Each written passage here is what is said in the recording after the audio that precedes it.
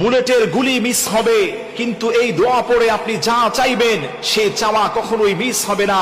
আপনি জানলে অবাক হয়ে যাবেন, ছোট্ট এই দোয়াটি যদি আপনি যে কোনো বিপদ মুসিবতে আপনি যদি 11 বার পাঠ করতে পারেন, আল্লাহর কসম খেয়ে বলি, আল্লাহর কসম খেয়ে বলি, আপনি যা চাইবেন আল্লাহ আপনাকে তাই দান করবেন।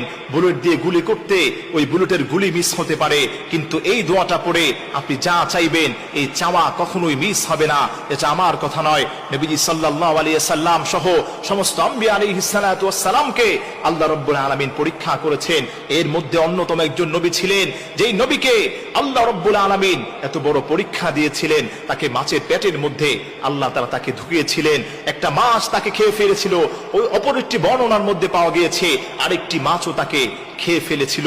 একটি মাছকে অপরটি মাছ খেয়ে ফেলার পরে দুইটি মাছের পেটের মধ্যে থেকেও হযরত ইউনূস আলাইহিস সালাতু ওয়াস সালাম আল্লাহর কাছে তওবা করেছিলেন আর এই দোয়াটি পড়েছিলেন, লা ইলাহা ইল্লা আনতা সুবহানাকা ইন্নী কুনতু মিনাজ জালিমিন। লা ইলাহা ইল্লা আনতা, হে আল্লাহ তুমি ছাড়া কোনো ইলাহ নাই, তুমি ছাড়া কোনো উপাস্য নাই। সুবহানাকা, আমি তোমার পুত পবিত্র বর্ণনা করছি। ইন্নী কুনতু মিনাজ জালিমিন, আল্লাহ আমি জালেমদের অন্তর্ভুক্ত। আল্লাহ তুমি আমাকে মাফ করে দাও, আল্লাহ তুমি আমাকে ক্ষমা করে দাও।